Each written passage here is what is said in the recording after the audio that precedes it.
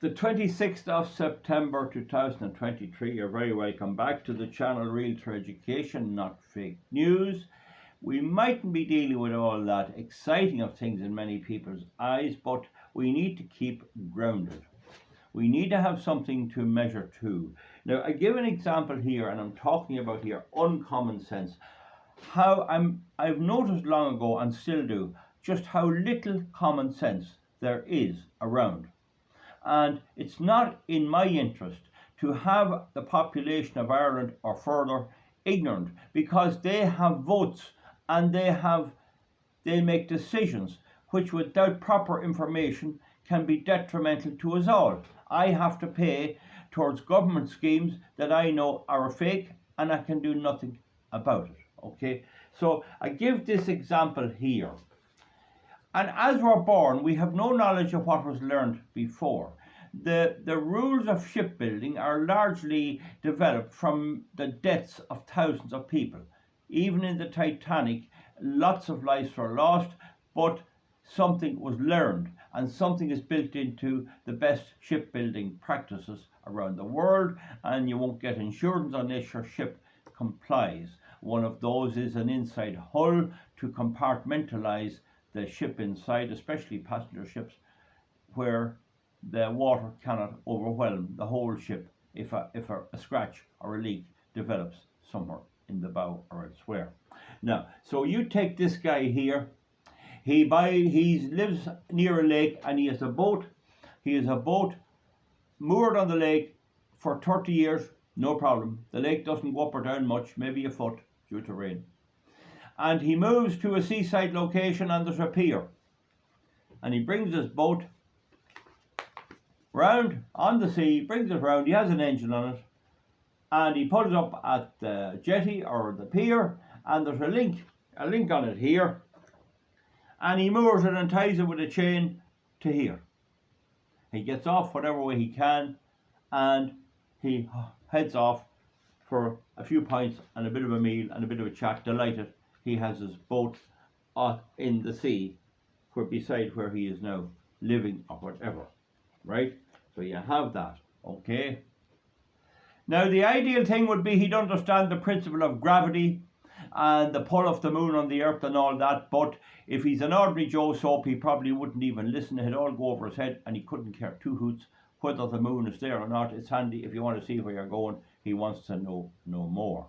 And if anyone went to tell him, he'd turn away, and he wouldn't want to know either. But what he doesn't know is that for some reason, which is actually the moon, is that the tide comes in and out. And when he comes down in the morning, instead of the tide being a metre high, the water in the sea being a metre high, it's now 8 metres high. It's up close to the top of the pier. Now, if he had to look carefully, he'd have seen the watermarks and the growths on the pier that would indicate this. But as the water rose, the boat was moored and stuck to the bottom, and so it became overflooded with water. The water rose above the level of the boat. And he's here scratching his head, wondering what happened. And this is the way with a lot of people. And our education system tends to be producing them. And it does annoy me a bit. And I know that some people say that was an old crank, like, you know, and this. Well, how can people be this ignorant? And they're far more ignorant than that in many cases. Now, we'd say the same fella eventually gets the boat out at huge expense, and he goes out with a set of oars and an engine. You see it here, and he's on the sea. This is the sea level. And he's away out a mile, and it's a lovely day. And this is the bottom of the sea here. This is a rock here, you see? Just a rock for a marker. And his engine drops off. You see his engine here. It's after dropping off by accident. And all he has is a set of oars. Now he's in a different position. He has no engine. He needs to get back in. But unless he can know what way the water is flowing, if it's stable, he could assume the water is perfectly still. Well, that's not the case in coastal tidal areas. And you needn't be throwing out an empty bottle and see how it floats, because it's going to float the same as the boat. If he can only row at 4 miles an hour, and the sea is moving at 5 miles an hour, then he needs some kind of different strategy. he might want to row sideways a bit to get it out of the flow of the tide, such as in Dundalk Bay. That can actually be done. You move a bit out of the flow, out of the estuary, and you get the sea speed down. Now, the boat will, over a few minutes, move with the water, and you'll see no ripple or anything else. So the concept of the water not being the stationary point, it is missed by a lot of people. Mariners all know it, and sailors and all, and fishermen and all. But there's a lot of people couldn't understand this. Oh, I was sitting in the boat and I kept rowing because, do you know what? I could see the seaside, the shore, getting smaller. There was a chapel on the shore, and because it was only that size when I was out a bit, it used to be that size. Now it's only that size. What the hell? What the hell is going on? And I'm rowing here for a whole 4 hours, and because I look to be getting nearer, I think I can see the coast of Wales somewhere away off, and I don't know what the hell is happening. That level of ignorance doesn't work in the real world. You can talk to your people as much, you can yapple in the pub. This doesn't work. They have to understand it. Now, one of the things that doesn't move much is time, because you know, to go to Mullingar to Dublin is distance over time. So it's 50 miles an hour. You divide that into the time, and you get the speed. Speed is distance over time. Now, in ordinary circumstances, time doesn't change, but in actual fact it does. It changes depending on the gravity and the speed you're doing. So in satellites up in space, if they didn't adjust for the Einstein's theory about time dilation, they measure where you are by time to a degree, and they give you the time to go to somewhere and all of that. They would be out, and over a period of a year they'd be out a lot. So they have to adjust for this feature that time is not actually stationary. Time goes at a different speed at sea level than it does above on the top of the Mount Everest. That happens to be a fact, but it's not as vital. You don't have to be as worried about it unless you're into modern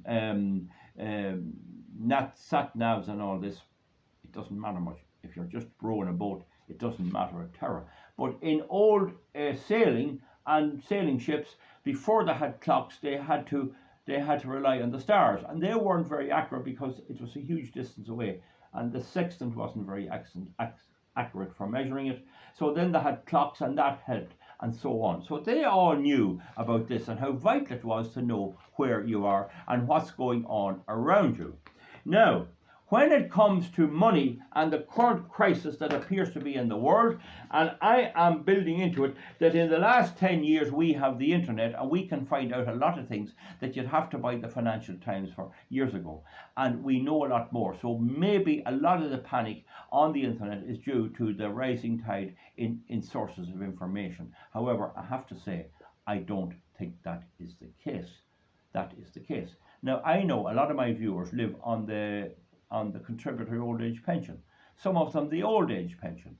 And they say, I never have money, it doesn't bother me. But it's still useful to know what's going round and what's happening. And you do have a vote, even you have only the pension, you do have a vote, and you can use it with this information in mind. Okay? There's no point voting for a politician that says the water never moves along the seabed. I mean, that's no good, that'll get you nowhere. Now, one of the examples of this is that during the last few years, the US Treasury, which is the main financial house, and if it comes crashing down, it's going to have implications for everyone. We have Ireland, 240 billion euros invested in the US bond market. Right? They have already defaulted in a case of a lot of money. Billions, hundreds of billions, and maybe trillions, I didn't check it, of Russian money that's invested with them that they've seized up and taken. So they've already defaulted in the case of Russia, and there's talk of them not being able to pay. They're in huge debt. The debt in America in early June was 31.4 trillion, and now it's 33 trillion. So it's rising at an alarming rate. But anyway, during the last few years, and particularly the pandemic, there was virtually zero interest rates and sometimes negative interest rates. That is madness. That was to stop a collapse of the economy during the COVID.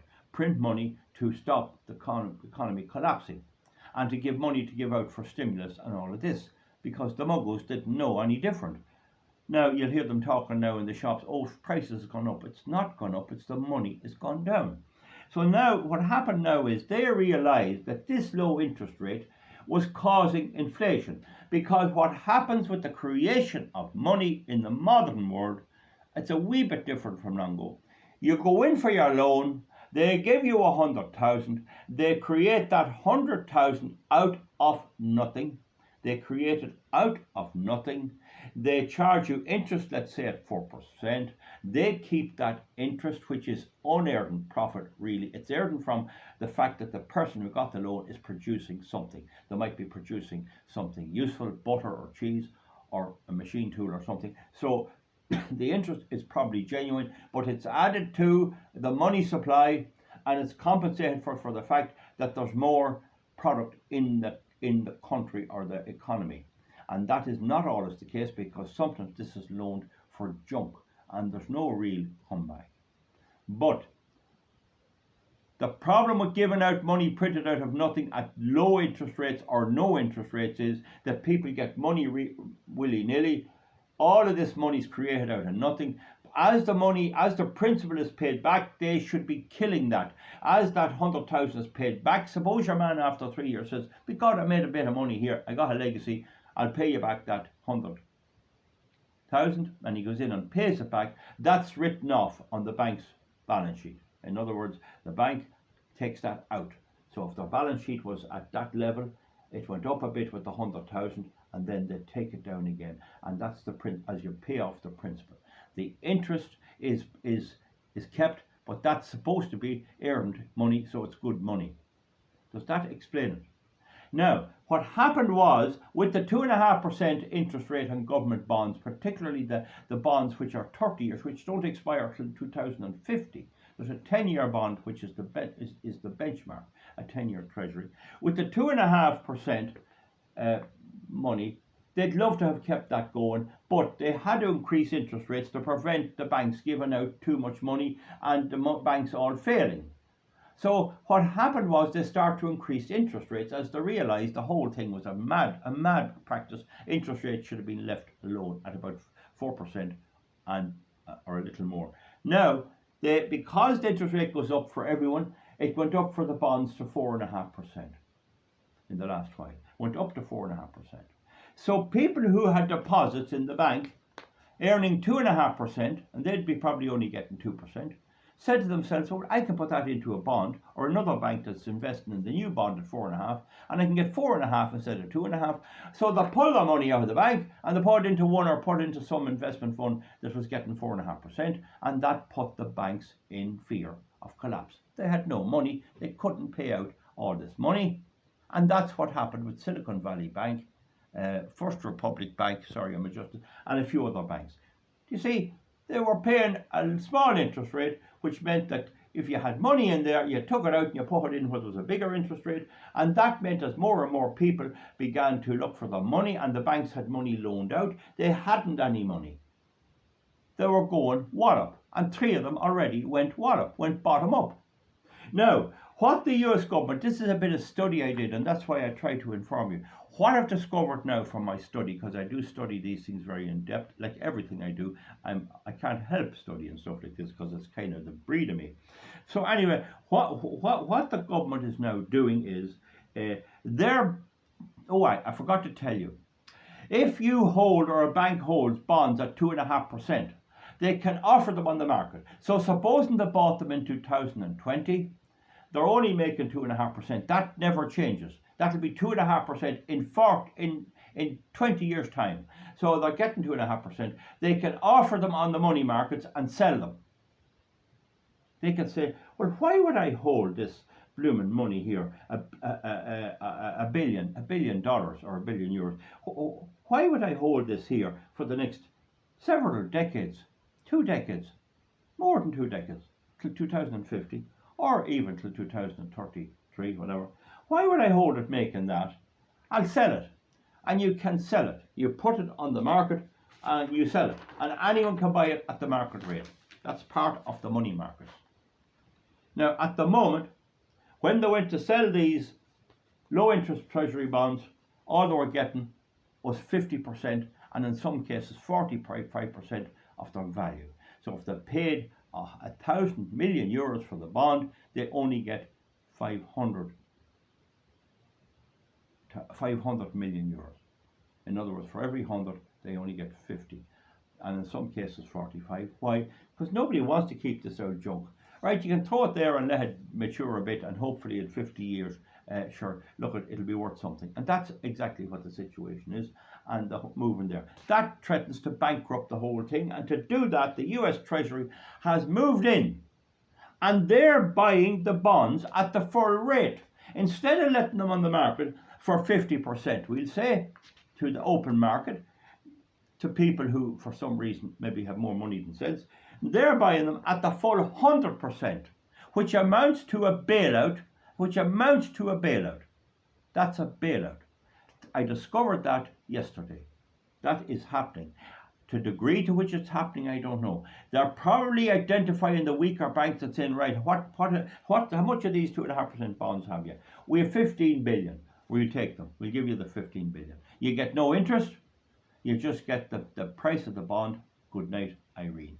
Have I explained that reasonably well? I think people agree, and I think that's where I am a wee bit gifted. I'm good at explaining things, and I love doing it, and that's why I love to do it. Now, I think I've explained that here. So the US Treasury is buying this immature bond, a bond that may be only 4-year-old, and should have 45 years to go, and is being eaten in by inflation. They're buying it at the full price, letting the banks at least get out, and try and make a few pound on other loans like car loans and mortgages and things like that. That's a full-blooded bailout that is not told to you or anybody else. I don't know if it's happening in the EU or Ireland. We will see. Okay?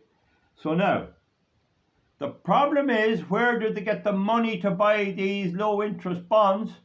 They print it. You remember there used to be a song called We'll drink till the leaves are pink. Well, you could say we'll print. You know, like that. I'm only joking anyway. But you see the point. They print the money. And as they print the money, the value of the money goes down. Inflation, we'll say, is 5%. It's actually more. That's a big thing. A lot of people, just like the boat, cannot understand. And some contributor underneath said that, well, the people haven't a clue what inflation. They don't have a clue. And that is the situation. All we can do is leave them behind and keep our contributors to this channel informed. Now, so the problem is that they print all this money, there's too much money, and inflation catches up. Right? So, if you took 100 euros now and it inflates at 5%, it's worth 95 in a year's time. If you take that 95 and inflate at 5%, it's worth 90. If you take that 90 and inflate at 5%, it's worth 85. That's 3 years, and in 4 years, it's worth 75 in 4 years. You can work that out yourself. It's like compound interest. And so we have 65 in 6 years there. I think that's right. I might have skipped a year. I'm not too sure. So 65 in 6 years, 60 in 7 years. See that there? 55 in 8 years, 50 in 9 years, and 45 in 10 years. Do you see it in the corner there? That's a year. That Y is a Y for year. So after 10 years, your money is only worth half. It'll only buy half. A bridge near here on a byroad that's still 100% serviceable was built by the British Times, by the council, for £2,000 sterling. £33 sterling lost in 2023 would now only buy £1 sterling value.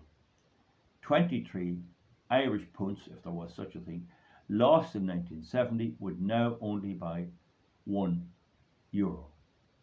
And you can see prices going up all the time. and you can see people refusing to accept it's anything other than the shops jacking up the prices. Oh, they're price gouging, they're this. Oh, it's just the cost of oil, you know. It's printing money. If the money wasn't printed, you'd have to do without a lot of stuff, and you'd have to buy your oil. So would the state. The state itself, with all the oil it uses, would have to buy it, and that'd mean there'd be nothing much to pay for social services and all of that. Does that make a bit of sense? So we see that after 10 years, the dollar, $100 is only worth $45 buying power. And these treasury bills are 3 times, they're for 30 years in some cases. So if the value of $100 goes down to 45 in 10 years, well, surely to God, if we take it just a ballpark figure, it'll go down to 30 in 20 years, and it'll go down to 22 in 30 years.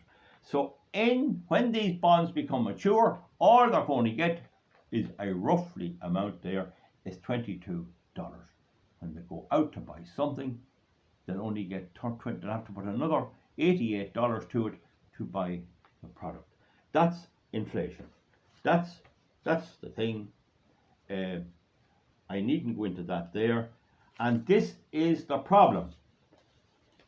Not only have the United States defaulted on the Russian debt, they are probably threatening in a backward way to use the dollar, the SWIFT payment scheme. They're probably going to tackle other countries, and if anyone lends them money, they're going to seize it of some. Ireland is in the US good books, but if the US is in trouble, it could seize Ireland's £240 billion, which is dollars, which is equal to our national debt. I recommend we should pull away that debt gradually, nice and slowly. But other than whether we do or not, the rest of the world is pulling it out. The problem is they're not sure what to do with it. They're buying a certain amount of gold, but that's difficult too. And they're trying to set up a BRICS currency, which might be better. What do you do with it? But the bottom line is there's something bad brewing. What kind of a situation is it where money goes down in that value? It has always happened, and life went on, and the saver gets stung and gets robbed, and it's a tax on wealth, and it's a tax on everybody in many cases. Okay, so you see now, I think I've explained the dilemma for the US banks. Why would people put their money in and when this is what happens?